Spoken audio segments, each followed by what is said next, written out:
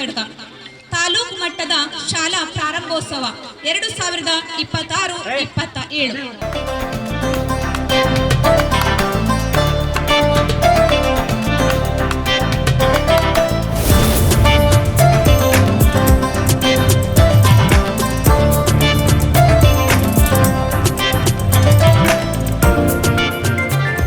मेहमान के लिए जनरल सैल्यूट सैल्यूट।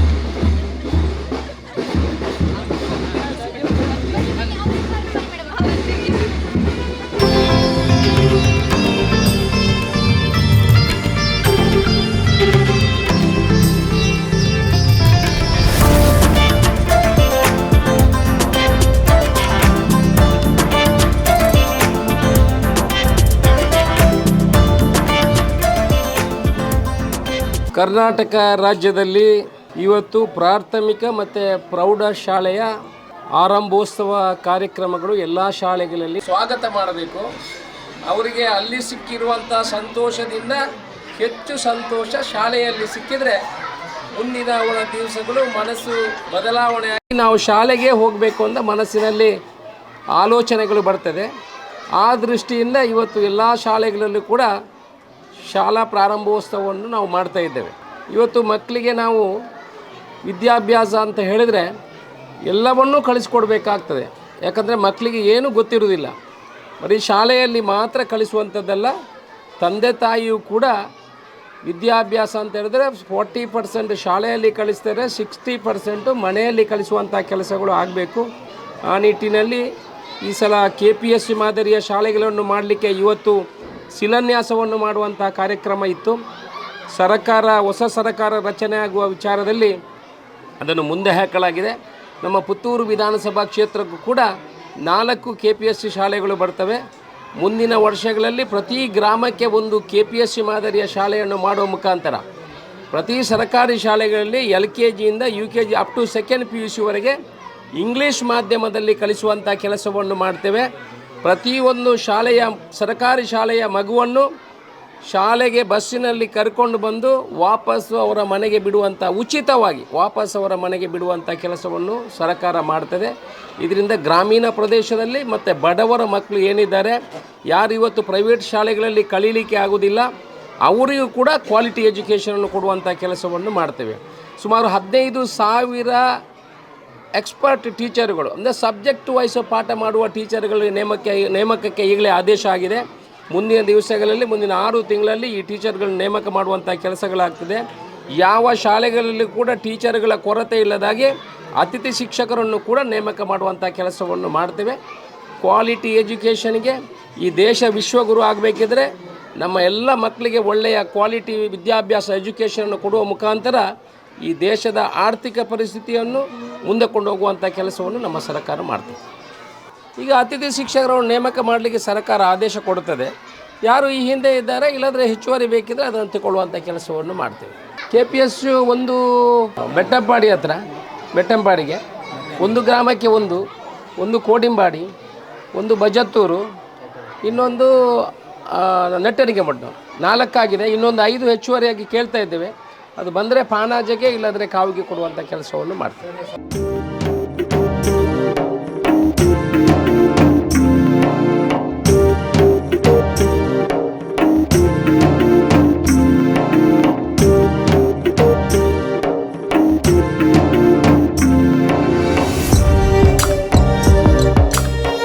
ಕ್ಷೇತ್ರ ಸಂಪನ್ಮೂಲ ಕಚೇರಿ ಪುತ್ತೂರು ತಾಲೂಕು ದಕ್ಷಿಣ ಕನ್ನಡ ಮತ್ತು ದಕ್ಷಿಣ ಕನ್ನಡ ಜಿಲ್ಲಾ ಪಂಚಾಯತ್ ಹಿರಿಯ ಪ್ರಾಥಮಿಕ ಶಾಲೆ ಸಾಮೆತಡ್ಕ ತಾಲೂಕು ಮಟ್ಟದ ಶಾಲಾ ಪ್ರಾರಂಭೋತ್ಸವ 2026-27 ಈ ಕಾರ್ಯಕ್ರಮ ನಮ್ಮ ಶಾಲೆಯಲ್ಲಿ ಆಯೋಜನೆಗೊಳ್ತಾ ಇದೆ. ಈ ಕಾರ್ಯಕ್ರಮಕ್ಕೆ ಜಾಥಾ ಕಾರ್ಯಕ್ರಮದ ಮೂಲಕ ಚಾಲನೆಯನ್ನು ನೀಡಿ ನಮ್ಮ ನೂತನ ಕೊಠಡಿಯ ಉದ್ಘಾಟನೆ ಕಾರ್ಯಕ್ರಮವು ನೆರವೇರಿ, ಹಾಗೆ ಪಕ್ಕದಲ್ಲಿ ನೂತನವಾಗಿ ನಿರ್ಮಾಣಗೊಂಡಿರುವಂತಹ ಕಿಂಡರ್ ಗಾರ್ಟನ್ ಉದ್ಘಾಟನಾ ಕಾರ್ಯಕ್ರಮವು ಕೂಡ ಈಗಾಗಲೇ ನೆರವೇರಿದೆ. ಬದಲಾವಣೆಯ ಶಿಕ್ಷಣ ಭವಿಷ್ಯದ ನಿರ್ಮಾಣ, building A future of education for change ಎಂಬ ಧ್ಯೇಯ ವಾಕ್ಯದೊಂದಿಗೆ ನಾವು 2025-26ನೇ ಶೈಕ್ಷಣಿಕ ವರ್ಷಕ್ಕೆ ಕಾಲಿಡಿ ಇಟ್ಟು ಇದೀಗ ಶಿಕ್ಷಣ ಕ್ಷೇತ್ರದಲ್ಲಿ ಹಲವಾರು ಬದಲಾವಣೆಯೊಂದಿಗೆ ಈ ವರ್ಷದ ಶೈಕ್ಷಣಿಕ ವರ್ಷದಲ್ಲಿ ಉತ್ತಮ ಕಲಿಕೆ, ಉಜ್ವಲ ಭವಿಷ್ಯ, ಬೆಟರ್ ಲರ್ನಿಂಗ್, ಬ್ರೈಟ್ ಫ್ಯೂಚರ್ ಎಂಬ ಧ್ಯೇಯ ವಾಕ್ಯದೊಂದಿಗೆ ಈ ವರ್ಷವನ್ನು ನಾವು ಸ್ವಾಗತಿಸ್ತಾ ಇದ್ದೇವೆ. ಈ ಸುಂದರ ಕಾರ್ಯಕ್ರಮವು ತಾಲೂಕು ಮಟ್ಟದ ಕಾರ್ಯಕ್ರಮವು ನಮ್ಮ ಶಾಲೆಯಲ್ಲಿ ಆಯೋಜನೆಗೊಂಡಿರುವುದು ಬಹಳ ಸಂತಸದ ವಿಷಯ. ಕರ್ನಾಟಕ ಸರ್ಕಾರ ಇವತ್ತು ಇಡೀ ರಾಜ್ಯಾದ್ಯಂತ ಜೂನ್ 1 ಶಾಲಾ ಪ್ರಾರಂಭೋತ್ಸವವನ್ನು ಆಚರಿಸ್ತಾ ಇದ್ದೇವೆ. ಈ ಒಂದು ಹಿನ್ನೆಲೆಯಲ್ಲಿ ನಮ್ಮ ಪುತ್ತೂರು ತಾಲೂಕಿನ ಎಲ್ಲ ಶಾಲೆಗಳ ಪ್ರಾರಂಭೋತ್ಸವವನ್ನು ಇವತ್ತು ಮಾನ್ಯ ಶಾಸಕರಾಗಿರುವಂಥ ಶ್ರೀಯುತ ಅಶೋಕ್ ಕುಮಾರ್ ರೈ ಅವರ ನೇತೃತ್ವದಲ್ಲಿ ನಮ್ಮ ಸಾಮೆತಡ್ಕ ಶಾಲೆಯಲ್ಲಿ ನಾವು ಅಧಿಕೃತವಾಗಿ ಪ್ರಾರಂಭೋತ್ಸವವನ್ನು ಇವತ್ತು ಆಚರಿಸ್ತಾ ಇದ್ದೇವೆ. ಶ್ರೀಯುತ ಗೋಪಾಲಕೃಷ್ಣ ಭಟ್ರು ಬಹುಶಃ ಅವರು ಕಂಡಂಥ ಕನಸಿನಿಂದಾಗಿ ಇವತ್ತು ನಾವೆಲ್ಲ ಇಲ್ಲಿ ಸೇರಿದ್ದೇವೆ. ಈ ಒಂದು ಶಾಲೆಯನ್ನು ಮಾಡಿದ್ದು, ಶಾಲೆಯನ್ನು ಸ್ಥಾಪನೆ ಆದ ನಂತರ ನಮಗೆ ಗೊತ್ತಿದೆ, ಕಾಲಕ್ಕೆ ವಿದ್ಯಾರ್ಥಿಗಳ ಸಂಖ್ಯೆಯಲ್ಲಿ ಏರಿಳಿತಗಳನ್ನೆಲ್ಲ ಕಂಡು ಕೊನೆಗೆ ಒಂದು ಸಂದರ್ಭದಲ್ಲಿ ನನಗೆ ತುಂಬ ಕಡಿಮೆ ಸ್ಟ್ರೆಂತ್ ಆಗಿರುವಾಗ ಪುನಃ ಶಾಲೆಯನ್ನು ತಾನೇ ದತ್ತು ಸ್ವೀಕರಿಸಿ ಶಾಲೆಯನ್ನು ಮುತುವರ್ಜಿಯಿಂದ ಅದನ್ನು ಪೋಷಿಸಿದಂಥ ಮಹಾನ್ ವ್ಯಕ್ತಿ. ಬಹುಶಃ ಒಂದು ಕಾಲದಲ್ಲಿ ಸುಮಾರು 18-25 ಆಗ ನಾನು ಕೂಡ BRC ಕೋಆರ್ಡಿನೇಟರ್ ಆಗಿದ್ದೆ. ಬಹುಶಃ ದಿನೇಶ್ ಕಾಮತ್ತರಿಗೆ ನೆನಪಿರ್ಬೋದು. ಅವರು ಸುಮಾರು ಸಲ ಫೈಲನ್ನು ಇಟ್ಕೊಂಡು ಓಡಾಡಿದವರು, ಸುಮಾರು ಪ್ರಯತ್ನವನ್ನು ಕೂಡ ಮಾಡಿದವರು ಅದಕ್ಕೆ. ಹಾಗೆ ಆ ಸಂದರ್ಭದಲ್ಲಿ ಅದನ್ನು ಶಾಲೆಯನ್ನು ದತ್ತು ತೆಗೊಂಡು ಪುನಃ ಅದನ್ನು ಪುನರ್ಜೀವನಗೊಳಿಸಿ ಇವತ್ತು 225 ಸ್ಟ್ರೆಂತನ್ನು ಭರಿಸಲಿಕ್ಕೆ ಕಾರಣೀಕರ್ತರಾಗಿರುವಂಥ ಶ್ರೀಯುತ ಗೋಪಾಲಕೃಷ್ಣ ಭಟ್ರಿಗೆ ನಾನು ಪ್ರೀತಿಯ ಸ್ವಾಗತವನ್ನು ಕೋರ್ತಾ ಇದ್ದೇನೆ ಸರ್. ನಾವು ತಾಲೂಕು ಆಡಳಿತದ ಪರವಾಗಿ ನಾವೊಂದು ಶಿಕ್ಷಣ ಇಲಾಖೆಗೆ ಸಂಬಂಧಪಟ್ಟು 1-2 ವಿಚಾರಗಳನ್ನು ತಮ್ಮ ಮುಂದೆ ಹಂಚಿಕೊಳ್ಳಲಿಕ್ಕೆ ಈ ಸಂದರ್ಭದಲ್ಲಿ ನಾನು ಅಪೇಕ್ಷೆಯನ್ನು ಪಡ್ತಾ ಇದ್ದೇನೆ. ಬಹುಶಃ ನಮಗೆ ಗೊತ್ತಿದೆ, ಈ ಶಾಲಾ ಪ್ರಾರಂಭೋತ್ಸವದ ದಿನ ನಮ್ಮ ಸರ್ಕಾರಿ ಶಾಲೆಗಳ ಬಲವರ್ಧನೆಗಳು ಹೇಗೆ ಆಗಬೇಕಾಗ್ತದೆ. ಅದಕ್ಕೋಸ್ಕರ ಸರ್ಕಾರ ಹಲವಾರು ವಿನೂತನ ಯೋಜನೆಗಳನ್ನು ಕೈಗೊಳ್ತಾ ಇದೆ. ಆ ಯೋಜನೆಗಳ ಮೂಲಕ ಸರ್ಕಾರಿ ಶಾಲೆಗಳ ಬಲವರ್ಧನೆಗೆ ಕ್ಷಿಪ್ರವಾಗಿ ಬೇರೆ ಬೇರೆ ವಿನೂತನ ಯೋಜನೆಗಳನ್ನು ಈ ವರ್ಷ ಕೂಡ ಹಾಕ್ಕೊಂಡಿದೆ. ಬಟ್ ನಮಗೆಲ್ಲರ ಗೊತ್ತಿದ್ದ ಹಾಗೆ ಒಂದು ಸಮಯದಲ್ಲಿ ನಮಗೆ ಗೊತ್ತಿದೆ, ನಮ್ಮಲ್ಲಿ ಪೌಷ್ಟಿಕಾಂಶ ಎಲ್ಲ ಇತ್ತು. ಆದರೆ ಅದನ್ನು ಹೋಗಲಾಡಿಸುವುದಕ್ಕೋಸ್ಕರ ಸರ್ಕಾರ ಬಿಸಿಯೂಟ ಅಥವಾ ಅಕ್ಷರದಾಸೋಹ ಯೋಜನೆಗಳನ್ನು ಕೈಗೊಂಡದ್ದು ಎಲ್ಲರಿಗೂ ಗೊತ್ತಿರುವಂಥದ್ದು. ಅನಂತರ ಅದಕ್ಕೆ ಪೂರಕವಾಗಿರುವಂತೆ ಪೌಷ್ಟಿಕಾಂಶಗಳ ಕೊರತೆ ಆಗ್ತದೆ ಎಂಬುದಕ್ಕೋಸ್ಕರ ಕರ್ನಾಟಕ ಸರ್ಕಾರ ಅಜಿಮ್ಜಿ ಪ್ರೇಮ್ಜಿ ಅವರ ಸಹಯೋಗವನ್ನು ಪಡ್ಕೊಂಡು ವಾರದಲ್ಲಿ ಪೂರ್ತಿ ಪೌಷ್ಟಿಕಾಂಶಯುಕ್ತವಾಗಿರುವಂಥ ಆಹಾರ ಬೇಕು ಅಂತೇಳಿ ಪ್ರತಿದಿನ ಮೊಟ್ಟೆ ವಿತರಣಾ ಕಾರ್ಯಕ್ರಮವನ್ನು ಕೂಡ ಸರ್ಕಾರ ಮಾಡ್ತಾ ಇದೆ. ಅದರ ಜೊತೆಗೆ ಮೊಟ್ಟೆಯನ್ನು ತಿನ್ನದೇ ಇದ್ದವಂಥವರಿಗೆ ಬಾಳೆಹಣ್ಣಿನ ಒಂದು ವ್ಯವಸ್ಥೆಯನ್ನು ಕೂಡ ಸರ್ಕಾರದ ಮಟ್ಟದಲ್ಲಿ ವಿತರಣೆ ಆಗ್ತಾ ಇರುವಂಥದ್ದು ನೋಡಿದೆ. ಅದಲ್ಲದೆ ಈ ವರ್ಷ ಅದರ ಜೊತೆಗೆ ನೋಡಿ, ಇವತ್ತೇ ನಾವು ಪ್ರಾರಂಭೋತ್ಸವದ ದಿನದಲ್ಲೇ ಸುಮಾರು 80% ಟೆಕ್ಸ್ಟ್ ಬುಕ್ ಡಿಸ್ಟ್ರಿಬ್ಯೂಷನ್ ಈಗಾಗಲೇ ಇವತ್ತು ಮಾಡ್ತಾ ಇದ್ದೇವೆ ನಾವು. ಅಂದರೆ 1-2-3 ಟೈಟಲ್ ಬಿಟ್ಟರೆ ಎಲ್ಲ ಟೆಕ್ಸ್ಟ್ ಬುಕ್ಕನ್ನು ಕೂಡ ಇಡೀ ತಾಲೂಕಿನಾದ್ಯಂತ ನಾವು ಇವತ್ತು ವಿತರಣೆಯನ್ನು ಮಾಡ್ತಾ ಇದ್ದೇವೆ. ಜೊತೆಗೆ ಸರ್ಕಾರ ಏನು ಮಾಡಿದೆ, ಇವತ್ತು ನಮಗೆ 2 ಜೊತೆ ಸಮವಸ್ತ್ರವನ್ನು ಸರ್ಕಾರ ವಿತರಣೆ ಮಾಡ್ತದೆ. ಅದರಲ್ಲಿ ಒಂದು ಸೆಟ್ ಸಮವಸ್ತ್ರವನ್ನು ಕೂಡ ನಾವು ಪ್ರಾರಂಭೋತ್ಸವದ ದಿನನೇ ವಿತರಣೆಯನ್ನು ಕೂಡ ಮಾಡ್ತೇವೆ. ಇನ್ನೊಂದು ಸೆಟ್ ಸಮವಸ್ತ್ರವನ್ನು ಇನ್ನೊಂದು 15 ಡೇಸ್ನ ನಂತರ ನಾವು ಅದನ್ನು ಕೂಡ ವಿತರಣೆ ಮಾಡಲಿಕ್ಕೆ ವ್ಯವಸ್ಥೆಯನ್ನು ಮಾಡ್ತಾ ಇದ್ದೇವೆ ಸರ್ಕಾರದಿಂದ. ಜೊತೆಗೆ ಸರ್ಕಾರ ಈ ವರ್ಷದ ಒಂದು ವಿನೂತನ ಯೋಜನೆ ಅಂತ ಹೇಳಿದರೆ ನಾವು ಬಹಳ ಖುಷಿ ಪಡುವಂಥದ್ದು, ಸರ್ಕಾರಿ ಶಾಲೆಗಳ ಬಲವರ್ಧನೆ ಮಾಡಬೇಕೆಂಬಂಥ ಉದ್ದೇಶದಿಂದಾಗಿ ನಮ್ಮಲ್ಲಿ ಹೆಚ್ಚಿನ ವಿದ್ಯಾರ್ಥಿಗಳು ನಾವು ಆಂಗ್ಲ ಮಾಧ್ಯಮಕ್ಕೆ ನಾವು ಬದಲಾವಣೆ ಆಗ್ತಾ ಇದೆ. ಸಹಜವಾಗಿ ಇವತ್ತಿನ ವ್ಯಾವಹಾರಿಕ ಜಗತ್ತಿನಲ್ಲಿ ನಮಗೆ ಗೊತ್ತಿದೆ, ಕನ್ನಡದ ಜೊತೆಗೆ ನಾವು ಆಂಗ್ಲ ಭಾಷೆ ಕೂಡ ಅವಶ್ಯಕತೆ ಇದೆ ಅಂತೇಳಿ. ಆ ಹಿನ್ನೆಲೆಯಲ್ಲಿ ಎಲ್ಲ ಪೋಷಕರು ಸಹಜವಾಗಿ ಆಂಗ್ಲ ಭಾಷೆಯತ್ತ ಗಮನ ಹರಿಸ್ತಾ ಇರುವುದನ್ನು ಗಮನಿಸಿಕೊಂಡು ಕರ್ನಾಟಕ ಸರ್ಕಾರನೇ ವಿನೂತನವಾದ ಪ್ರಯೋಗವನ್ನು ಮಾಡ್ತಾ ಇದೆ. 1 to 5th ಈಗ ಬೈಲಿಂಗ್ವಲ್ ಅಥವಾ ದ್ವಿಭಾಷಾ ಶಿಕ್ಷಣವನ್ನು ಮಾಡ್ತಾ ಇದೆ. ಅಂದರೆ ಎಲ್ಲ ಶಾಲೆಗಳಲ್ಲಿ ನಾವು ಇವತ್ತು 1ನೇ ತರಗತಿಯಿಂದಲೇ 2 ಭಾಷೆಗಳಲ್ಲಿ ಬೋಧನೆಯನ್ನು ಮಾಡ್ತಾ ಇದ್ದೇವೆ. ಕನ್ನಡದ ಜೊತೆಯಾಗಿ ಆಂಗ್ಲ ಭಾಷೆಯ ಟೆಕ್ಸ್ಟ್ ಬುಕ್ ಅನ್ನು ಕೂಡ ವಿತರಣೆ ಮಾಡಿದ್ದು ಅದರ ಬೋಧನೆಗಳು ಕೂಡ ನಡೆಯುತ್ತಾ ಇದೆ.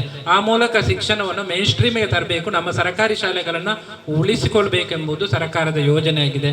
ಅದರ ಅನುಷ್ಠಾನ ಇವತ್ತು ಎಲ್ಲ ಕಡೆ ಆಗ್ತಾ ಇದೆ. ನಮ್ಮ ನಮ್ಮ ತಾಲೂಕಿನಲ್ಲಿ ಕೂಡ ವ್ಯವಸ್ಥಿತವಾಗಿ ಅದನ್ನು ಕೂಡ ಮಾಡ್ತಾ ಇದ್ದೇವೆ. ಇನ್ನೊಂದು ನಾನು ಈ ಸಂದರ್ಭದಲ್ಲಿ ನಮ್ಗೆ ಬಹಳ ಖುಷಿ ಆಗ್ತಾ ಇರೋದು, ಪ್ರಾರಂಭೋತ್ಸವವನ್ನು ಸಾಮಿತಡ್ಕ ಶಾಲೆಯಲ್ಲೇ ಮಾಡ್ತಾ ಇರೋದು ನಮಗೆಲ್ಲ ಪ್ರೇರಣೆ ಅನಿಸ್ತದೆ. ಇದು ನಮ್ಮ ಇಡೀ ತಾಲೂಕಿಗೆ ಒಂದು ಮಾದರಿಯಾಗಿರುವಂಥ ಶಾಲೆ.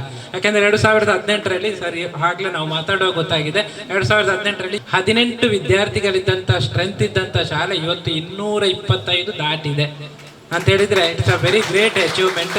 ಒಂದು ಸರ್ಕಾರಿ ಶಾಲೆಯನ್ನು ಸಮುದಾಯ ಅಥವಾ ಊರಿನವರ ಸಮುದಾಯದ ಸಹಕಾರವನ್ನು ಪಡ್ಕೊಂಡ್ರೆ, ಅದಕ್ಕೊಂದು ಇಚ್ಛಾಶಕ್ತಿಯನ್ನು ಇದ್ದರೆ ಅದನ್ನು ಮಾಡಲಿಕ್ಕೆ ಸಾಧ್ಯ ಇದೆ ಎಂಬುದನ್ನು ಈ ಶಾಲೆ ತೋರಿಸಿಕೊಟ್ಟಿದೆ. ಬಹುಶಃ ನಮಗೆ ಇಡೀ ತಾಲೂಕಿಗೆ ಇದೊಂದು ಮಾದರಿ ಅಂತೇಳಿ ನಾನಂತೂ ಅಂದುಕೊಂಡಿದ್ದೇನೆ.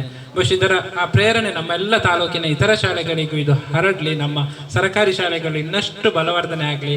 ಅದಕ್ಕೋಸ್ಕರ ನಮ್ಮ ಈ ಶಾಲೆಯ ಅಧ್ಯಕ್ಷರಿಗೆ ಮತ್ತು ಅದರ ಸ್ಥಾಪಕ ಅಧ್ಯಕ್ಷರಿಗೆ ಮತ್ತು ಅದರ ಇಲ್ಲಿ ಈ ಶಾಲೆಯ ಬೆಟರ್ಮೆಂಟ್ ಕಮಿಟಿ ಏನಿದೆ ಅವರಿಗೂ ಕೂಡ ಎಲ್ಲರಿಗೆ ಮತ್ತು ಸಂಸ್ಥೆಯ ಮುಖ್ಯಸ್ಥರಿಗೆ, ಶಿಕ್ಷಕ ಬಳಗಕ್ಕೆ ಕೂಡ ನಮ್ಮ ಇಲಾಖೆಯ ಪರವಾಗಿ ನಾನು ಆತ್ಮೀಯವಾದಂಥ ಕೃತಜ್ಞತೆಯನ್ನು ಕೂಡ ಸಲ್ಲಿಸ್ತಾ ಇದ್ದೇನೆ. ಪರಮಾತ್ಮನನ್ನು ಪ್ರಾರ್ಥನೆ ಮಾಡಿಕೊಂಡು ಈ ಒಂದು ಕಾರ್ಯಕ್ರಮದಲ್ಲಿ ಇವತ್ತು ತಮ್ಮ ಮುಂದೊಂದೆರಡು ಮಾತುಗಳನ್ನು ಆಡಲಿಕ್ಕೆ ಅಪೇಕ್ಷೆ ಪಡ್ತಾ ಇದ್ದೇನೆ. ದಯಮಾಡಿ ಕ್ಷಮಿಸಬೇಕು. ನನಗೆ 89ನೇ ವರ್ಷದ ಪ್ರಾಯದಲ್ಲಿದ್ದೇನೆ. ನಿಂತುಕೊಂಡು ಮಾತಾಡಲಿ ಸ್ವಲ್ಪ ಕಷ್ಟ ಆಗ್ತದೆ. ಕೂತುಕೊಂಡೇ 4 ಮಾತುಗಳನ್ನು ಹೇಳಲಿಕ್ಕೆ ಅಪೇಕ್ಷೆ ಪಡ್ತೇನೆ. ಈ ಶಾಲೆ 1973ನೇ ಇಸವಿಯಲ್ಲಿ ಇಲ್ಲಿ ಪ್ರಾರಂಭ ಆಯಿತು. ಅದಾದ ಮೇಲೆ ಶಾಲೆ ಪ್ರಾರಂಭ ಆದ ಮೇಲೆ ಅಭಿವೃದ್ಧಿ ಆಗ್ತಾ ಹೋಗಿ ಸಾಮೆತ್ತಡ್ಕದ ಚರಿತ್ರೆ ಬಹಳ ಎಲ್ಲರಿಗೂ ಕೂಡ ಆಶ್ಚರ್ಯಕರುವಂಥ ಒಂದು ಚರಿತ್ರೆ ಇಲ್ಲಿ ನಡೆದಿದೆ. ನಾನು 1958ನೇ ಇಸವಿಯಲ್ಲಿ ನಮ್ಮ ಈ ಸಾಮೆತ್ತಡ್ಕ ಇಲ್ಲಿಗೆ ಬರಲಿಕ್ಕೆ ಅವಕಾಶ ಆಯಿತು. 1947ನೇ ಇಸವಿಯಲ್ಲಿ ನಾನು ನಮ್ಮ ತಂದೆಯವರು ಇಲ್ಲಿ 40 ಎಕರೆ ಜಾಗವನ್ನು ಇಲ್ಲಿ ಕುಡೂರು ಕಾಂಪೌಂಡನ್ನು ಟಿ.ಸಿ. ಅವರ ಕುಡೂರರಿಂದ ರಾಮಕೃಷ್ಣ ಕುಡೂರು ಅಂತ ಇಂಜಿನಿಯರ್ ಇದ್ದರು, ಅವರಿಂದ ಕ್ರಯಕ್ಕೆ ಪಡ್ಕೊಂಡು ಇಲ್ಲಿ ಕೃಷಿಯನ್ನು ಪ್ರಾರಂಭ ಮಾಡಿ, ಕೃಷಿ ಅಭಿವೃದ್ಧಿಯ ದೃಷ್ಟಿಯಿಂದ ನಾನು 58ನೇ ಇಸವಿಯಿಂದ 68ನೇ ಇಸವಿವರೆಗೆ ಕೇವಲ ಕೃಷಿ ಮಾತ್ರ ಮಾಡ್ತಾಯಿದ್ದೆ, ಬೇರೆ ಏನು ಮಾಡಲಿಲ್ಲ. ಆದಷ್ಟು ಕೃಷಿ ಅಭಿವೃದ್ಧಿ ಆದ ಮೇಲೆ ಈ ಸಾಮೆತ್ತಡ್ಕ ಜಾಗ ಇಲ್ಲಿ ಒಂದೇ ಒಂದು ಮನೆಗಳಿಲ್ಲ. ಒಂದು ಮನೆ ಇತ್ತು, ಜೆ.ಸಿ. ಪಾಲಣ್ಣ ಅಂತವರು ಈಗಲೂ ಇವರು, ಅವರ ಮಕ್ಕಳಿದ್ದಾರೆ. ಅವರು ಇಲ್ಲಿ ಕೋರ್ಟ್ನಲ್ಲಿ ಹೆಡ್ ಕ್ಲರ್ಕ್ ಆಗಿದ್ದರು. ಅವರ ಮನೆ ಒಂದಿತ್ತು ಇಲ್ಲಿ ಪಾಲಣ್ಣ ಕಾಂಪೌಂಡ್ ಅಂತೇಳಿ. ಅದಾದ ಮೇಲೆ ಸಾಮೆತ್ತಡ್ಕ ತಲೆಯಲ್ಲಿ ಈಗ ರೈಲ್ವೆ ಗೇಟಲ್ಲಿ ದಾಟಿ ಮುಂದೆ ಹೋದರೆ ಅಲ್ಲಿ ನಮ್ಮ ಕೃಷಿ ಜಾಗ ಇತ್ತು. ಅಲ್ಲಿ ಒಂದು ಹಳೆ ಮನೆ ಇತ್ತು. ಅದರಲ್ಲಿ ನಾವು ಒಂದು ವಾಸ್ತವ್ಯ ಪ್ರಾರಂಭ ಮಾಡಿ ಕೃಷಿ ಮಾಡಿಕೊಂಡಿದ್ದೆವು. 10 ವರ್ಷ ಕೃಷಿ ಆದ ಮೇಲೆ ಈ ಸಾಮೆತ್ತಡ್ಕ ಎನ್ನುವ ಸ್ಥಳಕ್ಕೆ ರಸ್ತೆ ಇಲ್ಲ, ನಡ್ಕೊಂಡು ಬರಬೇಕು. ಕಲ್ಲಾರೆಯಿಂದ ನಡ್ಕೊಂಡು ಬಂದು ಓಣಿಯಲ್ಲಿ ಓಣಿ ಇತ್ತು, ಆಚೆ ಬದಿಲಿ ಈಚೆ ಬದಿಲಿ ಕೆಲವು ಮನೆಗಳಿತ್ತು. ಆ ಓಣಿಯಲ್ಲಿ ನಡ್ಕೊಂಡು ಬರಬೇಕು. ಮಳೆಗಾಲ ಬರುವಾಗ ಓಣಿಯಲ್ಲಿ ನೀರು ಹೋಗ್ತಾ ಇದ್ದ, ನೀರಿನಲ್ಲಿ ನಾವು ನಡ್ಕೊಂಡು ಬರುವುದು ಹೋಗುವುದು ಮಾಡ್ತಾಯಿದ್ದೆವು. ಕಡೆಗೆ ಒಂದು ರಸ್ತೆಯ ಅವಶ್ಯಕತೆ ಇತ್ತು. ಆವಾಗ ಪಂಚಾಯತ್ನಲ್ಲಿ ಮಲ್ಯ ಅಂತ ಹೇಳುವವರು ಅವರು ವಕೀಲರು, ಅವರು ಪಂಚಾಯತ್ ಅಧ್ಯಕ್ಷರಾಗಿದ್ದರು. ಅವರಲ್ಲಿ ಹೋಗಿ ಈ ವಠಾರದಲ್ಲಿ ಹೀಗೆ ಉಂಟು ಸಂಗತಿ, ಈಗ ನಮಗೊಂದು ರಸ್ತೆ ಆಗಬೇಕಾಗಿದೆ, ಹಾಗೆ ರಸ್ತೆಯನ್ನು ಮಾಡುವಂಥ ವ್ಯವಸ್ಥೆಗೆ ಪಂಚಾಯತ್ ಸಹಕಾರ ಮಾಡಬೇಕು, ಒಂದು ರಸ್ತೆ ಮಾಡಿಕೊಡ್ಬೇಕು ಅಂತ ಹೇಳಿ ಅವರಲ್ಲಿ ವಿನಂತಿಸಿಕೊಂಡು ಅವರು ಪಂಚಾಯತ್ ಮೀಟಿಂಗಲ್ಲಿ ರಸ್ತೆ ಆಗಬೇಕು ಅಂತ ಹೇಳುವಂಥದ್ದನ್ನು ನಿರ್ಣಯ ಮಾಡಿ ಆದಮೇಲೆ ಪಾಪ ಅವರ ಅವಧಿ ಮುಗಿದೋಗಿತ್ತು. ಆಮೇಲೆ ಪುನಃ ನೂತನ ಪಂಚಾಯತ್ ರಚನೆ ಆಗುವಂಥ ಸಂದರ್ಭ ಉಂಟು. ಆವಾಗ ನನ್ನಲ್ಲಿ ಕೆಲವು ಜನ ಹೇಳಿದ್ರು, ನೀವು ಪಂಚಾಯತಿಗೆ ಚುನಾವಣೆಗೆ ನಿಲ್ಲಬೇಕು, ಚುನಾವಣೆ ನಿಂತು ಈ ವಠಾರದ ಅಭಿವೃದ್ಧಿ ನೀವು ಮಾಡಬೇಕು ಅಂತ ಹೇಳುವಂಥ ಅಭಿಪ್ರಾಯ ಈ ವಠಾರಲ್ಲಿ ಇದ್ದ ಕೆಲವರು ಹೇಳಿದರು. ಹಾಗೆ ನಾನು ಪಂಚಾಯತ್ ಚುನಾವಣೆಗೆ ನಿಂತೆ. ನನ್ನೊಂದಿಗೆ ಉತ್ತರ ಒಟ್ಟು 12 ಜನ ಪಂಚಾಯತು ಸದಸ್ಯರುಗಳನ್ನು, ಅದರಲ್ಲಿ ಈ ಪಾಲಣ್ಣವರ ಜೆ.ಸಿ. ಪಾಲಣ್ಣವರ ಧರ್ಮಪತ್ನಿ ಅವರನ್ನು ಕೂಡ ನಾನು ಪಂಚಾಯತಿಗೆ ಸದಸ್ಯನ ಸೇರಿಸಿದೆ. ಮತ್ತು ಈ ವಠಾರದ ಕೆಲವನ್ನು ಬೇರೆಯವರು ಸೇರಿಸಿಕೊಂಡು ಚುನಾವಣೆಯಲ್ಲಿ ನಿಂತು ಆವಾಗ ನನಗೆ ಬಹುಮತದಿಂದ ಚುನಾವಣೆಯಲ್ಲಿ ಗೆದ್ದು ಬರುವಂಥ ಅವಕಾಶ ಆಯಿತು. ಬೈನೂರು ಪ್ರಭಾಕರ್ ರಾವ್ ಅಂತೇಳಿ ಸಿನಿಮಾ ಕಟ್ಟೋಣಲ್ಲಿ ಇತ್ತವಾಗ ಪ್ರಭಾಕರ್ ರಾವ್ ಸಿನಿಮಾದಲ್ಲಿ ಅವರು ಮಾಡಿದರು. ತುಂಬ ಜಾಗ ಇತ್ತು ಅವರಿಗೆ ಈ ಸಾಮದ ಅಲ್ಲಿ ಪುತ್ತೂರು ಭೇಟಿ ಹತ್ರಲ್ಲ. ಅವರು ಚುನಾವಣೆ ನಿಂತಿದ್ದರು. ಅವರು ಅಧ್ಯಕ್ಷರಾಗಬೇಕು ಅಂತ ಹೇಳಿ ಅಪೇಕ್ಷೆ ಪಟ್ಟರು. ನನ್ನ ಹತ್ರ ಹೇಳಿದರು, ನಾನು ಅಧ್ಯಕ್ಷ ಆಗ್ತೇನೆ, ನೀವೆಲ್ಲ ನನಗೆ ಸಹಕಾರ ಕೊಡಬೇಕು. ಆಯಿತು ಅಂತ ಒಪ್ಪಿ ಅವರನ್ನು ಅಧ್ಯಕ್ಷ ಮಾಡಿದೆ.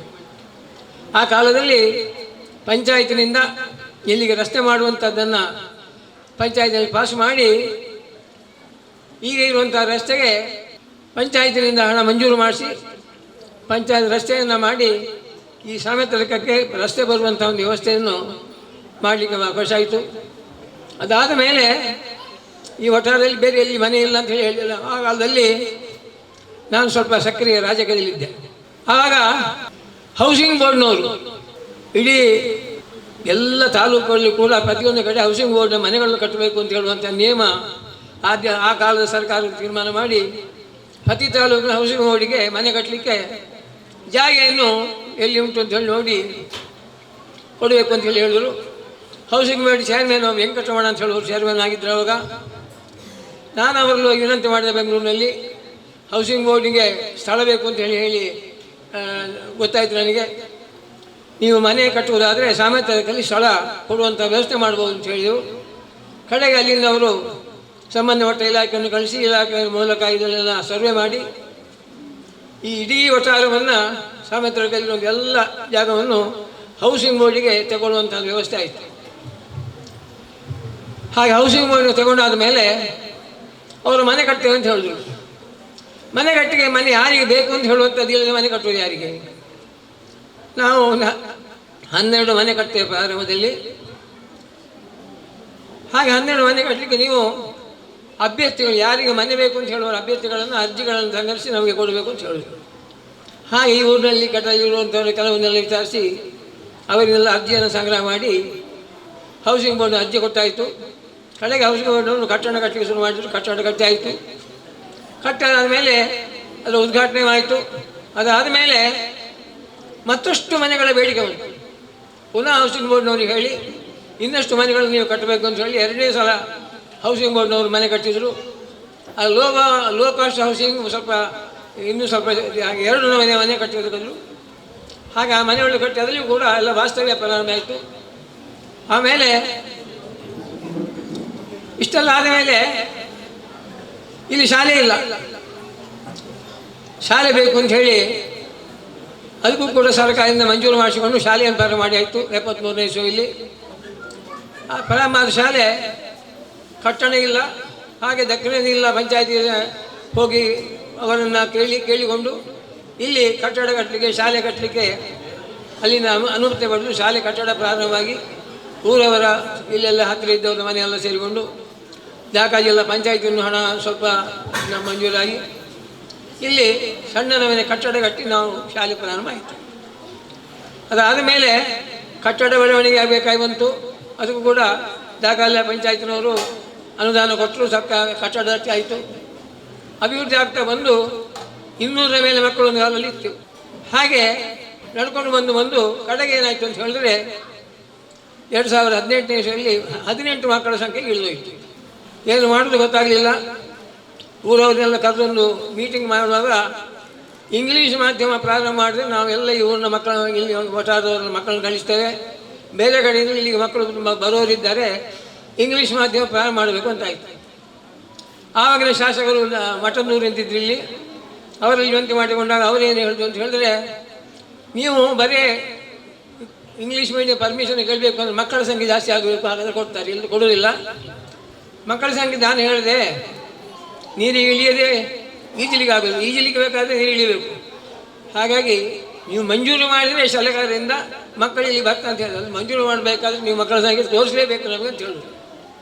ಅದಕ್ಕೆ ಅವರೇ ಒಂದು ನಾನು ಹೀಗೆ ನಿಮಗೆ ಒಂದು ಇದು ಸಲಹೆ ಹೇಳ್ತೇನೆ, ನೀವು LKG UKG ಪ್ರಾರಂಭ ಮಾಡಿ. ಅದಕ್ಕೆ ಸರ್ಕಾರದಿಂದ ಪರವಾನಗಿ ಬೇಡ, ಸರ್ಕಾರದಿಂದ ನಿಮಗೇನು ಹಣ ಬರುವುದು ಇಲ್ಲ LKG UKG ನೀವೇ ಅದಕ್ಕೆ ಸಂಬಂಧಪಟ್ಟ ಅಧ್ಯಾಪಕರನ್ನು ಆಯ್ಕೆ ಮಾಡಿ ತರಬೇತಿ ಹೊಂದಿ ಆಯ್ಕೆ ಮಾಡಿ ಅವರಿಗೆ ಸಂಬಳ ಕೊಡುವಂಥ ನೀವೇ ವ್ಯವಸ್ಥೆ ಊರವರು ಮಾಡಬೇಕು. ಹಾಗೆ ಮಾಡಿದರೆ ಶಾಲೆ ಅಭಿವೃದ್ಧಿ ಆಗಿ ಸಾಧ್ಯ ಉಂಟು, ಮಕ್ಕಳು ಬರ್ತಾರೆ ಅಂತ. ಹಾಗೆ ಅದಕ್ಕೆ ಬೇಕಾಗಿ ನಾವು ನಮ್ಮ ಶಾಲೆಯ ಸಾಮೆತಲಕ ಚಾರಿಟೇಬಲ್ ಟ್ರಸ್ಟ್ ಅಂತ ಶುರು ಮಾಡಿ ಒಂದು 12 ಜನ ಟ್ರಸ್ಟಿಗಳಿದ್ದು ನಾವೆಲ್ಲ ಒಂದು 10,000 ರೂಪಾಯಿ ಹಾಕಿ 1,20,000 ರೂಪಾಯಿ ಜಮಾ ಮಾಡಿ LKG UKGಗೆ ಸಂಬಂಧಪಟ್ಟ ಶಿಕ್ಷಕರಿಗೆ ಸಂಬಳ ಕೊಡುವಂಥ ವ್ಯವಸ್ಥೆಯನ್ನು ಮಾಡಿದೆವು. ಹಾಗೆ LKG UKG ಮಕ್ಕಳ ಸಂಖ್ಯೆ ಸಾಯಿತು.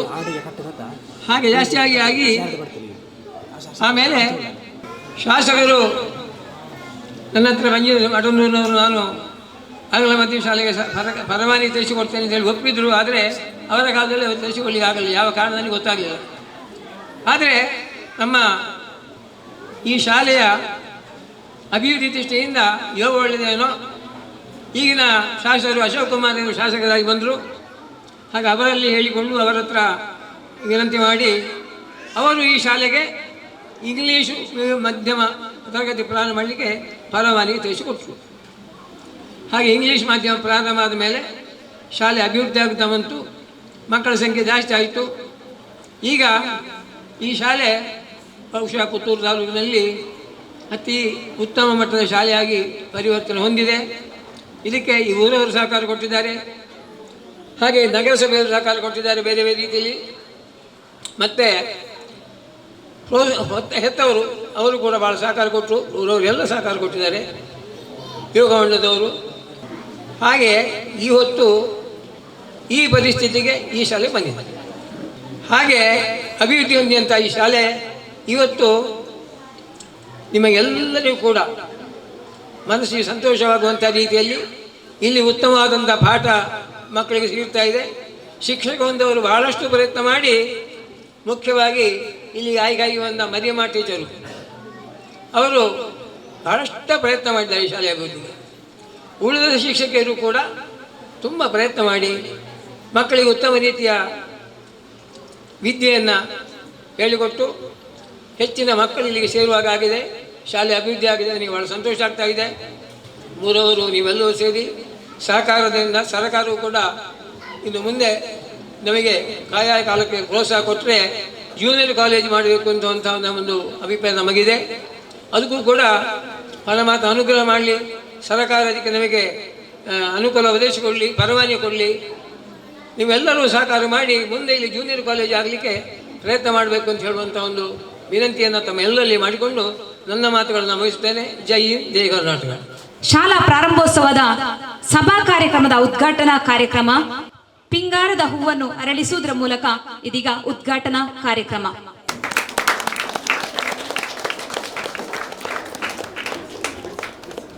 ದೀಪವು ತನಗಾಗಿ ಬೆಳಗುವುದಿಲ್ಲ, ಹೂವು ತನಗಾಗಿ ಹರಳುವುದಿಲ್ಲ, ಮರವು ಹಣ್ಣು ಬೇಕೆಂದು ತನಗೆ ಬಚ್ಚಿಟ್ಟುಕೊಳ್ಳುವುದಿಲ್ಲ. ಹಾಗೆಯೇ ಈ ಶಾಲೆಗೆ ತಮ್ಮ ನಿಸ್ವಾರ್ಥ ಸೇವೆಯಿಂದ ಸೇವೆಯನ್ನು ಅರ್ಪಿಸುವಂತಹ ಎಲ್ಲ ಸಹೃದಯಿ ಬಂಧುಗಳಿಗೆ ಈ ಕಾರ್ಯಕ್ರಮದ ಶುಭ ಹಾರೈಕೆಗಳು. ಉಚಿತ ಪಠ್ಯಪುಸ್ತಕ ಹಾಗೂ ಸಮವಸ್ತ್ರದ ವಿತರಣಾ ಕಾರ್ಯಕ್ರಮ ಇದೀಗ ಈ ವೇದಿಕೆಯಲ್ಲಿ ನಡೆಯಲಿದೆ.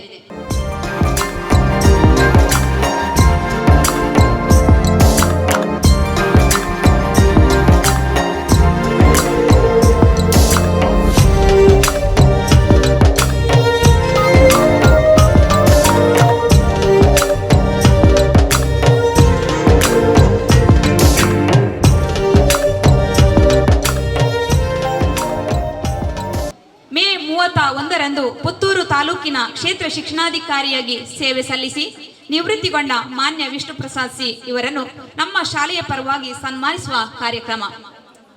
ತಾವುಗಳು ಈ ಸನ್ಮಾನವನ್ನು ಸ್ವೀಕರಿಸಬೇಕೆಂದು ಪ್ರೀತಿಪೂರ್ವಕವಾಗಿ ಕೇಳಿಕೊಳ್ತಾ ಇದ್ದೇನೆ. ದೇಶದ ಸೈನಿಕರಾಗಿ ಮಹತ್ತರ ಸ್ಥಾನವನ್ನು ಅಲಂಕರಿಸಿ ತದನಂತರ ಶಿಕ್ಷಣ ಸೇವೆಗೆ ಪಾದಾರ್ಪಣೆ ಮಾಡಿದರು.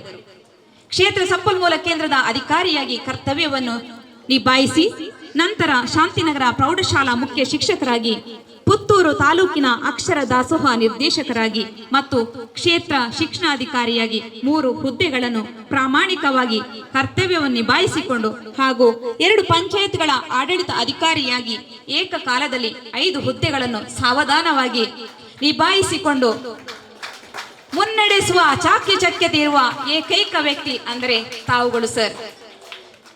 ನಮ್ಮ ಮಾರ್ಗದರ್ಶಕರಾಗಿ ಪ್ರಾಮಾಣಿಕವಾಗಿ ಜವಾಬ್ದಾರಿಯನ್ನು ಕರ್ತವ್ಯವನ್ನು ನಿರ್ವಹಿಸಲು ನಮಗೆ ನೀವು ಪ್ರೇರಣೆಯಾಗಿದ್ದೀರಿ ಸರ್.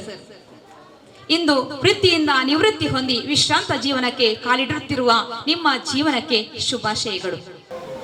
ಯಾವ ಶಾಲೆ ಒಳ್ಳೆಯದು ಅಂತನ್ನುವಂಥದ್ದು ನಾವು ಪ್ರತಿಯೊಬ್ಬ ಪೋಷಕರು ನಮ್ಮ ಮಕ್ಕಳನ್ನು ಶಾಲೆಗೆ ಸೇರಿಸುವಾಗ ಚಿಂತನೆ ನಡೆಸುವಂಥದ್ದು. ಈಗ ನಾವು ಹೆಮ್ಮೆಯಿಂದ ಹೇಳ್ಕೊಳ್ಬೋದು ನಮ್ಮ ಶಾಲೆ ಸಾಮತಡ್ಕ ಉತ್ತಮ ಶಾಲೆ ಅಂತ ಅನ್ನುವಂಥದ್ದನ್ನು. ಶಾಲೆ ಉತ್ತಮವಾಗಲಿಕ್ಕೆ ನಾವು ಪೋಷಕರು ಮಕ್ಕಳನ್ನು ಕಳಿಸಿ ಅವರ ಮುಂದೆ ಸ್ವಲ್ಪ ಇದ್ದರೆ ಖಂಡಿತವಾಗಿ ಪ್ರತಿಯೊಂದು ಸರ್ಕಾರಿ ಶಾಲೆಯೂ ಕೂಡ ಉತ್ತಮ ಶಾಲೆಗಳು. ಯಾಕೆಂತ ಹೇಳಿದ್ರೆ ಈ ವೇದಿಕೆ ಮೇಲಿರುವಂತಹ ಗಣ್ಯರೆಲ್ಲರೂ ಕೂಡ ಸರ್ಕಾರಿ ಶಾಲೆಗಳಲ್ಲೇ ಓದಿದವರು. ನಾನು ಕೂಡ 1ರಿಂದ 5ನೇ ತರಗತಿಯವರೆಗೆ ಸರ್ಕಾರಿ ಶಾಲೆಯಲ್ಲಿ ಓದಿದ್ದೆ. ಆನಂತರ ಸರ್ಕಾರಿ ಶಾಲೆ ಒಂದು ಅನುದಾನಿತ ಶಾಲೆ ಇರುವಲ್ಲಿ ಸರ್ಕಾರಿ ಶಾಲೆಯನ್ನು ಕೊಡುವುದಿಲ್ಲ. ಆ ನಿಟ್ಟಿನಲ್ಲಿ ಅನುದಾನಿತ ಶಾಲೆಯಲ್ಲಿ ಓದಿದ್ದೆ. ಮುಂದಿನದನ್ನು ಕೂಡ ಅನುದಾನಿತ ಶಾಲೆಗಳಲ್ಲೇ ಡಿಗ್ರಿವರೆಗೂ ಹಾಗೂ BEd ಸರ್ಕಾರಿ ಶಾಲೆಯಲ್ಲೇ ಓದಿದ್ದು. ಎಲ್ಲೂ ಕೂಡ ತುಂಬ ಹಣ ಖರ್ಚು ಮಾಡಿ ಓದಿಸುವಂಥ ಶಕ್ತಿ ನಮ್ಮ ತಂದೆ ತಾಯಿಗಳು ಇರಲಿಲ್ಲ. ಸರ್ಕಾರಿ ಶಾಲೆಯಲ್ಲಿ ಓದಿದವರು ಮುಂದೆ ಬರುವುದಿಲ್ಲ ಅಂತ ಹೇಳಿದ್ರೆ ಅತ್ಯುನ್ನತ ಹುದ್ದೆಗಳಲ್ಲಿರುವಂಥ ಹೆಚ್ಚಿನ ವ್ಯಕ್ತಿಗಳು ಕೂಡ ಸರ್ಕಾರಿ ಶಾಲೆಗಳಲ್ಲೇ ಓದಿರುವಂಥವ್ರು. ಒಂದು ಮಗುವಿಗೆ ಶಕ್ತಿಯನ್ನು ತುಂಬಿರುವಂಥದ್ದು ದೇವರು ಹುಟ್ಟುವಾಗಲೇ ಶಕ್ತಿಯನ್ನು ತುಂಬಿಸೇ ಕಳಿಸಿದ್ದಾರೆ. ಅದನ್ನು ಉಪಯೋಗಿಸುವಂಥದ್ದನ್ನು ಮಾತ್ರ ನಾವು ಕಲಿಸಿಕೊಳ್ಬೇಕಷ್ಟೇ. ಶಕ್ತಿ ಅವರಲ್ಲಿದೆ, ಅದನ್ನು ಗುರುತಿಸುವಂಥದ್ದು ಪ್ರೋತ್ಸಾಹಿಸುವಂಥದ್ದು ನಮ್ಮ ಕರ್ತವ್ಯ. ಅದಷ್ಟನ್ನು ಮಾಡಿದರೆ ಖಂಡಿತವಾಗಿ ಅವರು ಉತ್ತಮ ವಿದ್ಯಾರ್ಥಿಗಳಾಗಿ ತಮ್ಮ ಆಯ್ಕೆಯನ್ನು ತಾವೇ ಮಾಡಿಕೊಳ್ಳುವುದರಲ್ಲಿ ಮುಂದಿರ್ತಾರೆ. ಅವರಲ್ಲಿರುವ ಪ್ರತಿಭೆಗಳನ್ನು ಗುರುತಿಸಿ ಪ್ರೋತ್ಸಾಹಿಸುವಂಥದ್ದು ಮಾತ್ರ ತಂದೆ ತಾಯಿಯಂದಿರ ಹಾಗೂ ಶಿಕ್ಷಕರ ಸಮಾಜದ ಕರ್ತವ್ಯ. ಯಾವತ್ತೂ ಒಂದು ಮಗು ಒಂದು ಚಟುವಟಿಕೆಯಲ್ಲಿ ತೊಡಗಿದ್ದಲ್ಲಿ ದಯವಿಟ್ಟು ಅದನ್ನು ಚಿವುಟುವಂತಹ ಪ್ರಯತ್ನವನ್ನು ಮಾಡಬೇಡಿ, ಪ್ರೋತ್ಸಾಹಿಸಿ. ಒಂದು ಮಗು ಹಾಡೋದು ಬಹಳ ಇಂಟ್ರೆಸ್ಟ್ ಇರುತ್ತೆ. ಆಗ ಅಕ್ಕಪಕ್ಕದವರು ಒಂದಿಬ್ಬರು ನಿನ್ನ ಕಾಗೆ ಹೋಗದಂಗೆ ಹೇಳ್ತೀಯ, ದಯವಿಟ್ಟು ಅದನ್ನು ಮಾಡಬೇಡಿ. ಅವರಿಗೆ ಪ್ರೋತ್ಸಾಹಿಸಿ. ವಾಯ್ಸ್ ಕೊಟ್ಟಿರುವಂಥದ್ದು ದೇವರು, ಖಂಡಿತವಾಗಿ ಅದು ಉತ್ತಮವಾಗಿರುತ್ತೆ. ಹಾಗೂ ಅದನ್ನು ಪ್ರೋತ್ಸಾಹಿಸಿದಲ್ಲಿ ಖಂಡಿತವಾಗಿ ಅವರು ಕೂಡ ಮುಂದೆ ಬರೋದಲ್ಲಿ ಸಂಶಯ ಇಲ್ಲ. ಈ ರೀತಿಯಾಗಿ ಪ್ರತಿಯೊಂದು ವಿಷಯ ಯಾವುದಲ್ಲಿ ಅವರಿಗೆ ಆಸಕ್ತಿ ಇದೆಯೋ ಅದನ್ನು ಗುರುತಿಸಿ ಹಾಗೂ ಪ್ರೋತ್ಸಾಹಿಸಿ. ಪ್ರತಿಯೊಂದು ಉದ್ಯೋಗವೂ ಕೂಡ ತನ್ನದೇ ಆದಂತಹ ಉತ್ತಮವಾದ ಸ್ಥಾನವನ್ನು ಗಳಿಸಿಕೊಂಡಿರುತ್ತೆ. ಯಾಕೆ ಮಾತನ್ನು ಹೇಳ್ತಾ ಇದ್ದೇನೆ ಅಂತ ಹೇಳಿದ್ರೆ, ಮನೆ ಸ್ವಚ್ಛಗೊಳಿಸೋದ್ರಿಂದ ಹೊರಟು ಪ್ರತಿಯೊಂದು ಕೆಲಸವೂ ಕೂಡ ಅದರದ್ದೇ ಆದಂತಹ ಛಾಪನ್ನು ಮೂಡಿಸಿಕೊಂಡಿದೆ.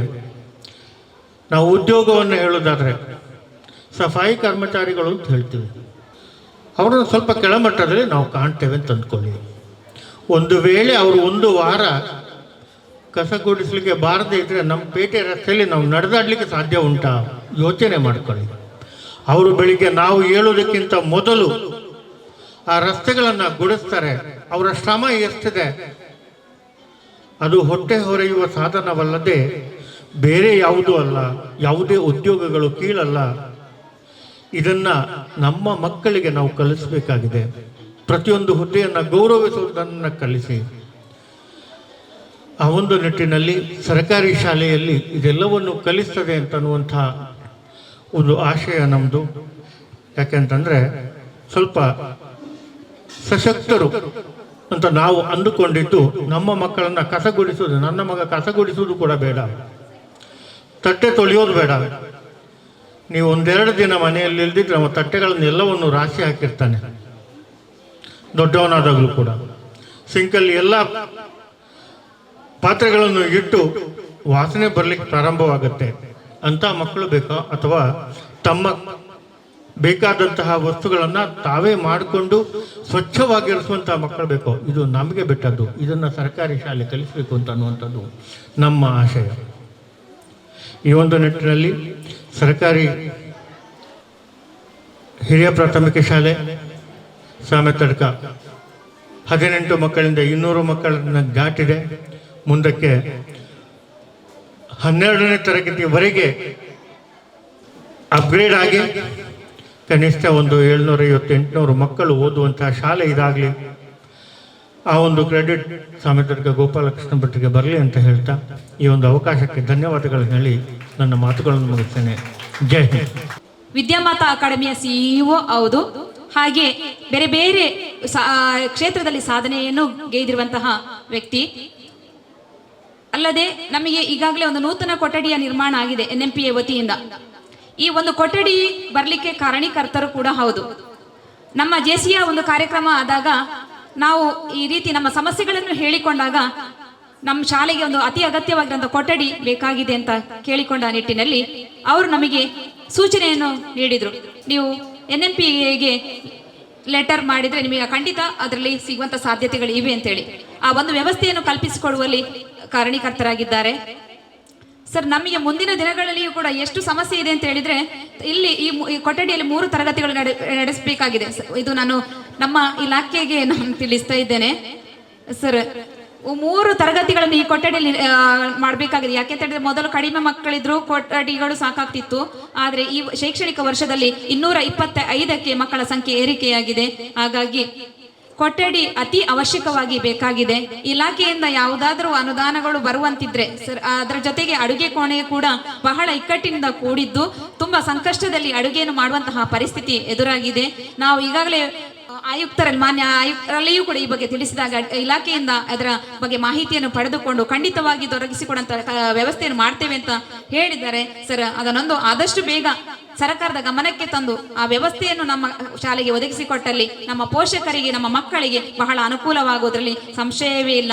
ಇನ್ನಷ್ಟು ಮಕ್ಕಳು ದಾಖಲಾಗುವಂತಹ ಸಾಧ್ಯತೆಗಳು ಹೆಚ್ಚಿರುವುದರಿಂದ ಇದು ಅತಿ ತುರ್ತಾಗಿ ಬೇಕಾಗಿರುವಂತಹ ಕೆಲಸವಾಗಿದೆ ಸರ್. ತಮ್ಮ ಗಮನಕ್ಕೆ ನಾನು ಇದನ್ನು ಈ ಸಂದರ್ಭದಲ್ಲಿ ಹೇಳ್ತಾ ಇದ್ದೇನೆ ಸರ್.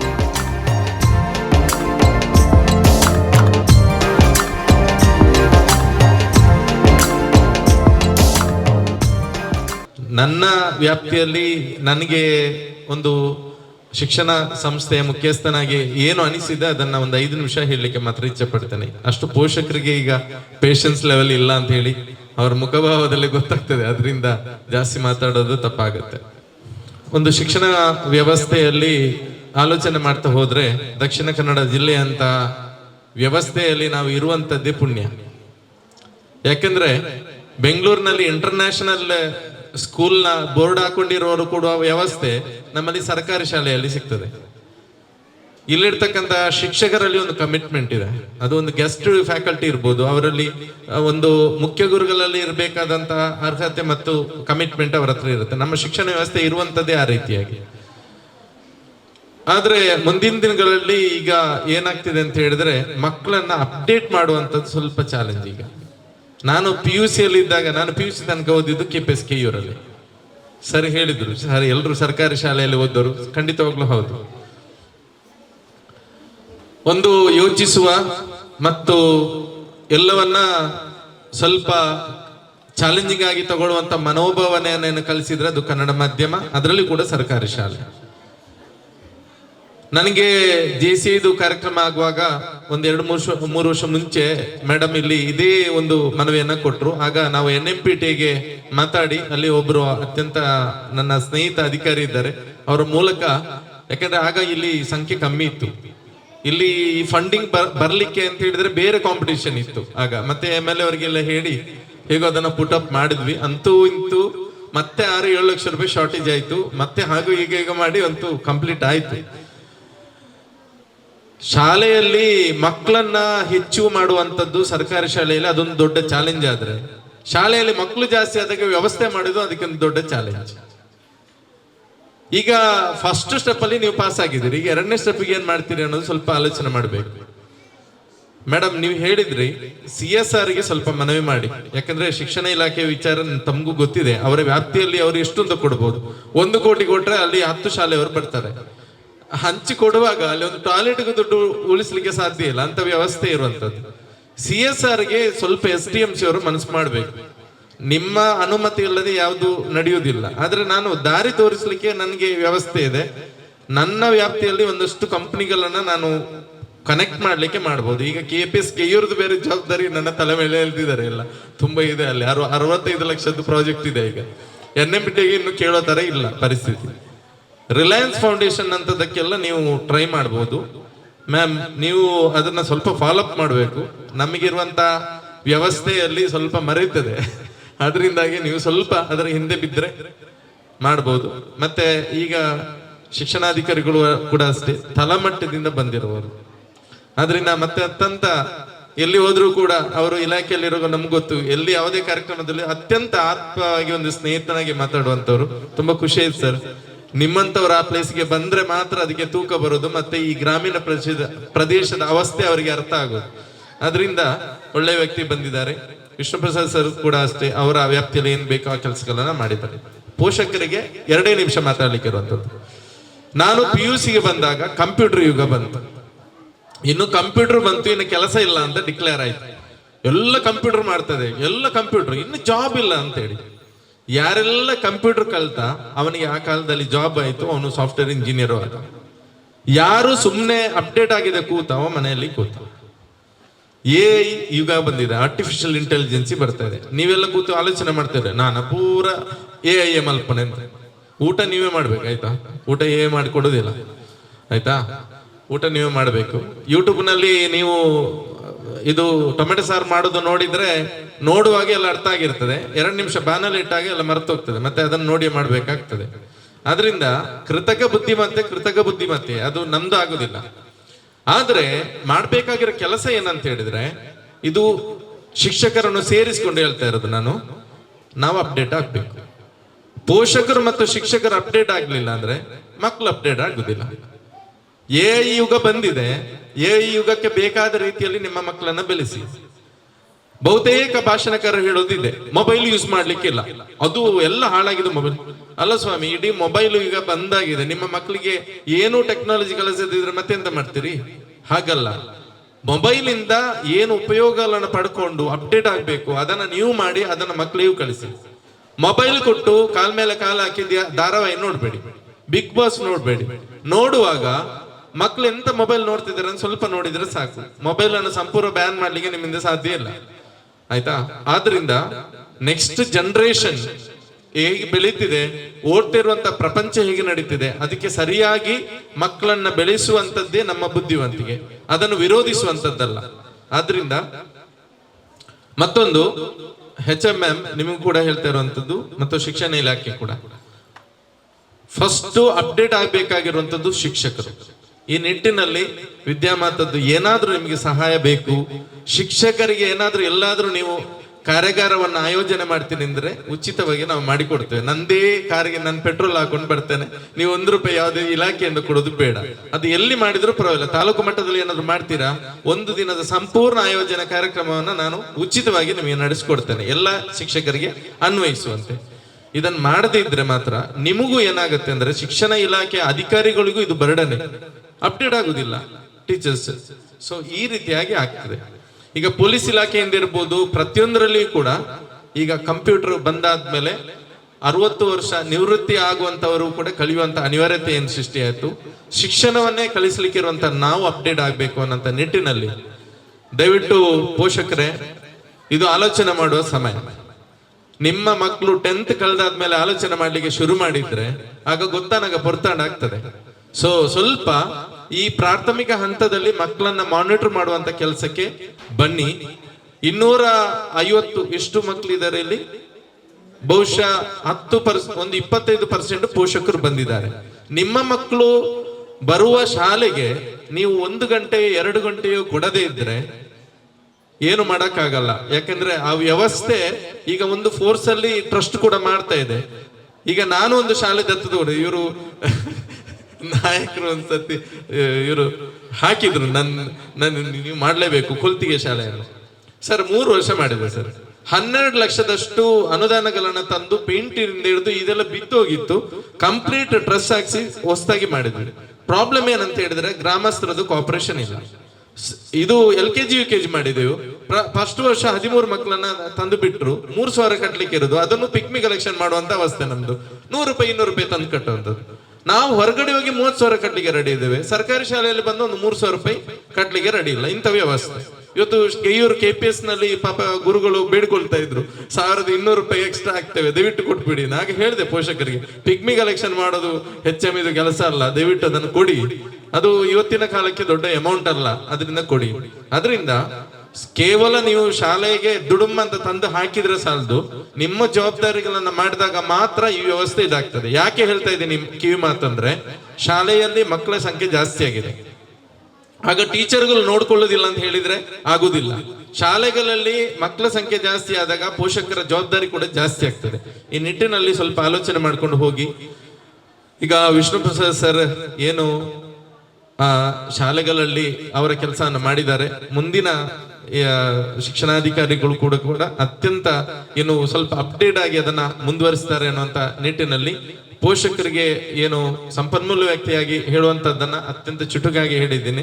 ಆದ್ರಿಂದ ದಯವಿಟ್ಟು ನೀವು ಇದ್ರ ಬಗ್ಗೆ ಗಮನವಹಿಸಿ. ಶಾಲೆಯ ವಿಷಯದಲ್ಲಿ ಕೂಡ ಅಷ್ಟೇ, ಮ್ಯಾಥ್ಸ್ ಇರ್ಬೋದು ಅಥವಾ ಏನಾದ್ರೂ ನಿಮ್ಗೆ ನಮ್ಮಿಂದ ಸಹಕಾರ ಬೇಕು ಅಂದ್ರೆ ಖಂಡಿತವಾಗ್ಲೂ ನನ್ನ ಸೋರ್ಸ್ ಪರ್ಸನ್ ಅನ್ನ ಕಳಿಸಿ. ನಿಮಗೆ ರೆಗ್ಯುಲರ್ ಕೊಡ್ಲಿಕ್ಕೆ ನಮ್ಮಿಂದ ಸಾಧ್ಯ ಇಲ್ಲ, ಆದ್ರೂ ಕೂಡ ಸ್ವಲ್ಪ ನಿಮ್ಮ ಮಕ್ಕಳಿಗೆ ಬೂಮ್ ಮಾಡ್ಲಿಕ್ಕೆ ಏನ್ ಬೇಕು ಅದನ್ನ ನಾವು ಕೊಡುವಂತ ಕೆಲಸವನ್ನ ವಿದ್ಯಾಮಾತದಿಂದ ಮಾಡ್ತೇವೆ. ಮತ್ತು ಇಡೀ ಶಿಕ್ಷಣ ಇಲಾಖೆಗೆ ಪೂರಕವಾಗಿ ಏನೋ ಯಾವುದೇ ಕಾರ್ಯಕ್ರಮ ಆಯೋಜನೆ ಮಾಡದಿದ್ರೆ ದಯವಿಟ್ಟು ನಮ್ಮ ಸಹಕಾರ ಬೇಕಂದ್ರೆ ಖಂಡಿತವಾಗ್ಲೂ ನೀವು ತಗೊಳ್ಳಿ ಅಂತ ಹೇಳ್ತಾ, ಗೆಸ್ಟ್ ಫ್ಯಾಕಲ್ಟೀಸ್ ಅಷ್ಟೇ ನಿಮಗೆ ಸಿಕ್ಕಿರುವಂತ ಒಂದು ಅವಕಾಶ, ಗೆಸ್ಟ್ ಫ್ಯಾಕಲ್ಟೀಸ್ಗೆ ಎಸ್ಪೆಷಲಿ ಹೇಳ್ತಾ ಇದ್ದೀನಿ, ನಿಮಗೆ ಸಿಕ್ಕಿದಂತ ಒಂದು ಅವಕಾಶ. 1 ವರ್ಷವನ್ನ ಸುಮ್ಮನೆ ಕಳಿಬೇಡಿ. ನೀವು ಅಪ್ಡೇಟ್ ಆಗಿ ಮಕ್ಕಳನ್ನು ಕೂಡ ಅಪ್ಡೇಟ್ ಮಾಡಿ, ಮತ್ತು ಎಲ್ಲ ಟೀಚರ್ಸ್ ಜೊತೆ ಒಳ್ಳೆಯ ರೀತಿಯಾದ ಸಂಬಂಧ ಇಟ್ಕೊಂಡು ಹೊರಗಡೆ ಪೋಷಕರಿಗೂ ಕೂಡ ಅಷ್ಟೇ, ಶಿಕ್ಷಕರು ಸರಿ ಇಲ್ಲ ಇವರೊಳಗಡೆ ಅಂತ ಅನಿಸದ ರೀತಿಯಲ್ಲಿ ಒಳ್ಳೆ ರೀತಿಯಿಂದ ಮಾಡ್ಕೊಂಡು ಹೋಗಿ ಅಂತ ಹೇಳ್ಕೊಂಡು ಎಲ್ರಿಗೂ ಶುಭವಾಗಲಿ. ಫಲವನ್ನ ಅರಳಿಸಿದ್ದಾರೆ. ಸೊ ಎಲ್ಲರ ಜೀವನದಲ್ಲಿ ಒಳ್ಳೆಯ ಫಲಗಳು ಅರಳಿ ಅಂತ ಹೇಳಿ ಶುಭವನ್ನ ಹಾರೈಸಿ ನನ್ನ ಮಾತನ್ನ ಮುಗಿಸ್ತೀನಿ. ಜೈ ಕರ್ನಾಟಕ. 2026-27ನೇ ಸಾಲಿನ ಈ ಒಂದು ಶೈಕ್ಷಣಿಕ ವರ್ಷವನ್ನು ಈ ಒಂದು ಮಹತ್ವಪೂರ್ಣವಾದ ಸ್ಥಳ ಸಾಮೆತಡ್ಕ ಕೃಷಿ ಅವರ ಅಥವಾ ಕರ್ಮಭೂಮಿಯಲ್ಲಿ ನಾವು ಪ್ರಾರಂಭಿಸ್ತಾ ಇದ್ದೇವೆ. ಖಂಡಿತ ಅವರ ಶ್ರಮ ಇಡೀ ತಾಲೂಕಿನ ಒಂದು ಉತ್ತಮ ಆರಂಭಕ್ಕೆ ನಾಂದಿ ಆಗಲಿ ಅಂತ ಆಶಿಸುತ್ತಾ ಭಾಗವಹಿಸಿದ ಎಲ್ಲರಿಗೂ ಒಂದೇ ಮಾತಲ್ಲಿ ಧನ್ಯವಾದ. ಈ ವರ್ಷ ಒಳ್ಳೆಯದಾಗಲಿ, ಎಲ್ಲರಿಗೂ ಶುಭ ತರಲಿ ಅಂತ ಆಶಿಸ್ತಾ ನನ್ನ ಮಾತನ್ನು ಕೊನೆಗೊಳಿಸ್ತೇನೆ. Thank you. ಶಿಕ್ಷಣಾಧಿಕಾರಿಯಾಗಿ ಚುಕ್ಕಾಣಿಯನ್ನು ಹಿಡಿದಿರುವಂತಹ ಮೋನಪ್ಪ ಸರ್ ಅವರನ್ನು ನಮ್ಮ ಶಾಲೆಯ ಪರವಾಗಿ ಗೌರವಿಸುವಂತಹ ಕಾರ್ಯಕ್ರಮ, ಈ ಸನ್ಮಾನವನ್ನು ಸ್ವೀಕರಿಸಬೇಕು ಅಂತ ನಮ್ಮ ಸರ್ ಅವರಲ್ಲಿ ಕೇಳಿಕೊಳ್ತಾ ಇದ್ದೇನೆ. ನಮ್ಮ ಶಾಲೆಯ ಅಭಿವೃದ್ಧಿಯ ಚುಕ್ಕಾಣಿಯನ್ನು ಹಿಡಿಯಲಿರುವವರು ನಮ್ಮ ಶಾಲೆಯ ನೂತನ ಮುಖ್ಯ ಶಿಕ್ಷಕರು. ಅವರು ಮೇ 21ರಂದು ಸಿ ವಲಯದಿಂದ ನಮ್ಮ ಎ ವಲಯಕ್ಕೆ ವರ್ಗಾವಣೆಗೊಂಡು ಕರ್ತವ್ಯಕ್ಕೆ ಹಾಜರಾಗಿದ್ದಾರೆ. ಅವರನ್ನು ನಮ್ಮ ಶಾಲೆಗೆ ಸ್ವಾಗತಿಸಬೇಕು ಅಂತೇಳಿ ನಮ್ಮ SDMCಯ ಅಧ್ಯಕ್ಷರಾಗಿರುವಂತಹ ಶಿವಪ್ರಸಾದ್ ಸರ್ ಇವರಲ್ಲಿ ಕೇಳಿಕೊಳ್ತಾ ಇದ್ದೇನೆ. ಈ ಶಾಲೆಗೆ ಈ ಮೊದಲು ಪರ್ಮನೆಂಟ್ ಶಿಕ್ಷಕರು ಅಂತೇಳಿ ಇರಲಿಲ್ಲ. ಈಗ ನಾನೊಬ್ಳೇ ಇದ್ದೆ. ನನಗೆ ಸಾಥಾಗಿ ಇನ್ನೊಬ್ಬರು ಶಿಕ್ಷಕರು ಈ ಶಾಲೆಗೆ ವರ್ಗಾವಣೆಗೊಂಡು ಕರ್ತವ್ಯಕ್ಕೆ ಹಾಜರಾಗಿದ್ದಾರೆ. ಏಪ್ರಿಲ್ 10ರಂದು ಅವರು ಕೆಯ್ಯೂರು ಶಾಲೆಯಲ್ಲಿ ಇಂಗ್ಲಿಷ್ ಶಿಕ್ಷಕರಾಗಿ ಕರ್ತವ್ಯ ನಿರ್ವಹಿಸಿ ನಮ್ಮ ಶಾಲೆಗೆ ಅವರು ವರ್ಗಾವಣೆಗೊಂಡು ಕರ್ತವ್ಯಕ್ಕೆ ಹಾಜರಾಗಿರ್ತಾರೆ. ಉತ್ತಮ ಶಿಕ್ಷಕರು ಕೂಡ ಹೌದು. ಅವರನ್ನು ನಾನು ಈ ವೇದಿಕೆಗೆ ಸ್ವಾಗತಿಸ್ತಾ ಇದ್ದೇನೆ. ಅವರನ್ನು ಕೂಡ ನಮ್ಮ ಶಾಲೆಯ ಸ್ಥಾಪಕ ಅಧ್ಯಕ್ಷರು ಅವರ ಈ ಶಾಲೆಗೆ ಸ್ವಾಗತಿಸಬೇಕು ಅಂತೇಳಿ ಕೇಳಿಕೊಳ್ತಾ ಇದ್ದೇನೆ. ಶ್ರೀಮತಿ ಆಗ್ನೆಸ್ ಪ್ರೆಸಿಲ್ಲಾ ಮೇಡಮ್ ಇವರು.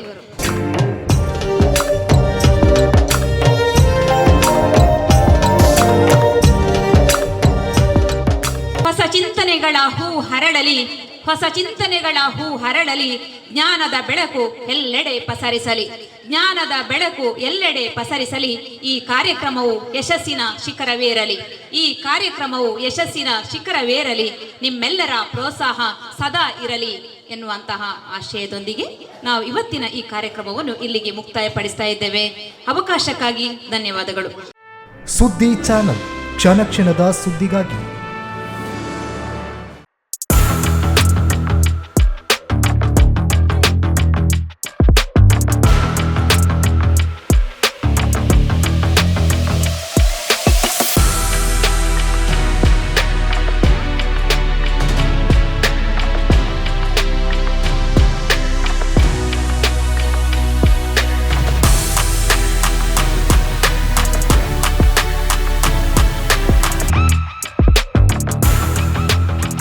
ನವರತ್ನ ಎಲೆಕ್ಟ್ರಿಕಲ್ ಅಂಡ್ ಪ್ಲಂಬಿಂಗ್ 25 ವರ್ಷಗಳಿಂದ ನಂಬಿಕೆ, ಗುಣಮಟ್ಟದೊಂದಿಗೆ ವಿಶ್ವಾಸಾರ್ಹ ಸೇವೆ.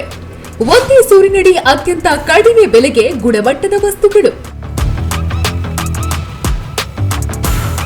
Electronics, plumbing, hardware, home appliances, sanitary, LED lights, Navaratna electrical and plumbing, Sachin traders ನ ಮುಂಭಾಗ, ಮುಖ್ಯ ರಸ್ತೆ, ದರ್ಬೆ, ಪುತ್ತೂರು.